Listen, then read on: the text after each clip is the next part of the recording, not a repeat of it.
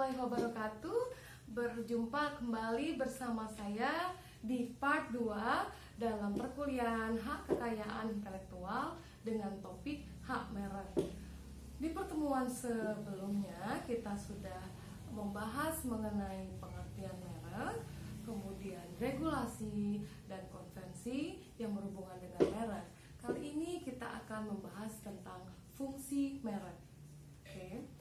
Seperti kita ketahui sebelumnya bahwa merek itu adalah sebuah tanda yang diberikan pada barang dan atau jasa yang digunakan dalam dunia perdagangan.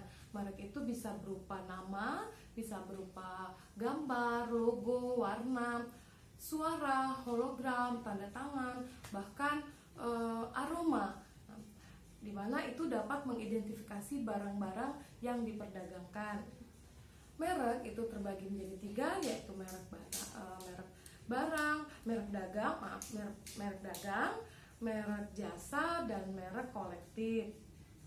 Nah, kali ini kita melihat mengapa merek itu sangat signifikan bagi dunia perdagangan. Nah, kita tahu bahwasannya merek itu sebagai salah satu alat komunikasi antara produsen dengan konsumennya. Bagaimana produsen atau pembuat suatu produk menginformasikan mutu, kualitas dari produknya itu yang diilustrasikannya dalam bentuk merek. Nah, sehingga kita akan jelaskan ada beberapa fungsi merek. Yang pertama, sebagai tanda pengenal.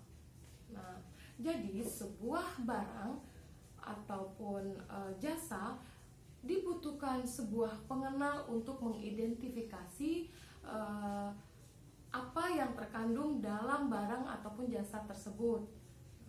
Ibaratkan seorang manusia, dia pasti membutuhkan nama untuk bisa dipanggil dan diidentifikasi. Begitu juga dengan barang.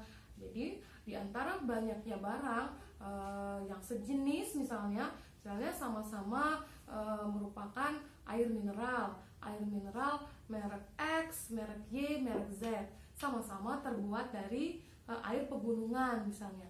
Tetapi di tiap produk tersebut memiliki nama yang berbeda-beda, tentu dengan maksud dan tujuan yang berbeda pula yang diinginkan oleh produsen untuk sampai kepada konsumen.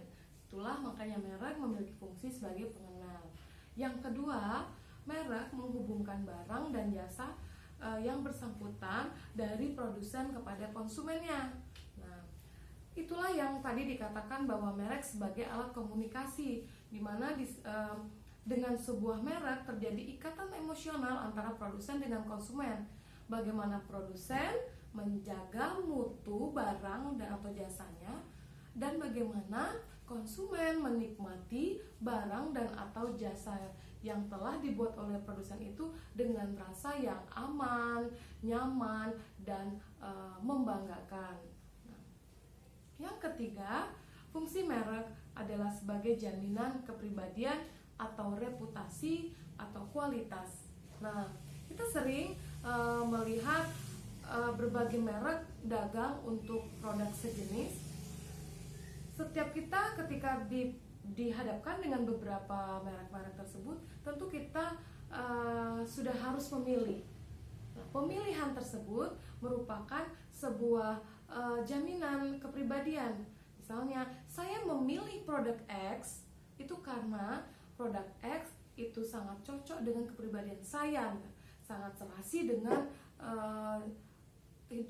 gaya-gaya hidup saya kalau dia fashion misalnya, atau jika dia berupa makanan, saya suka dengan merek X karena merek X itu mengandung bahan-bahan yang dibutuhkan oleh tubuh saya, misalnya seperti itu. Atau merek tersebut juga merupakan jaminan dari reputasi atau kualitas. Nah, reputasi siapa? Reputasi dari produsen. Produsen tentu akan menjaga mutunya dengan mengedepankan merek yang dia hadirkan pada masyarakat sebagai konsumen. Begitu juga dengan kualitas. Setiap merek di produk-produk barang atau jasa itu mengandung kualitas-kualitas tertentu yang nantinya akan dipilih oleh konsumen. Berikutnya fungsi merek adalah sebagai sarana promosi. Nah, bagaimana sebuah barang diperdagangkan itu tentu sangat tidak bisa terlepas dari yang namanya promosi. Promosi adalah bagian dari marketing, bagian dari pemasaran sebuah produk. Bagaimana mungkin sebuah produk tidak ada namanya untuk dapat dikomersialisasikan atau untuk dapat dipromosikan? Tentu tadi merek sebagai pengenal atau penanda memiliki kekuatan untuk mengidentifikasi suatu barang dari sisi yang komprehensif. Itulah makanya dia sangat berfungsi sebagai sarana promosi. Bahkan produsen-produsen dengan modal yang besar, produsen dengan reputasi yang baik, dia akan memberikan sebuah pembiayaan tersendiri untuk mempromosikan merek yang diproduksinya. Merek nggak diproduksi, tapi barang yang diproduksinya lewat merek itu tadi. Kemudian yang berikutnya adalah fungsi merek dapat mempertahankan atau menciptakan goodwill. Nah, dengan kualitas yang baik, kualitas yang unggul, reputasi yang baik, kemudian promosi yang bagus, sebuah merek itu akan meningkatkan goodwill dari sebuah perusahaan, sehingga makanya dia masuk sebagai pembahasan dalam urusan perusahaan. Dengan goodwill yang bagus, maka intangible asset, maka nilai atau value dari sebuah perusahaan yang memproduksi barang itu akan meningkat. Goodwill itu adalah bagian dari intangible asset yang bisa dinilai secara kebendaan. Makanya merek itu mengandung hak yang berupa hak kebendaan.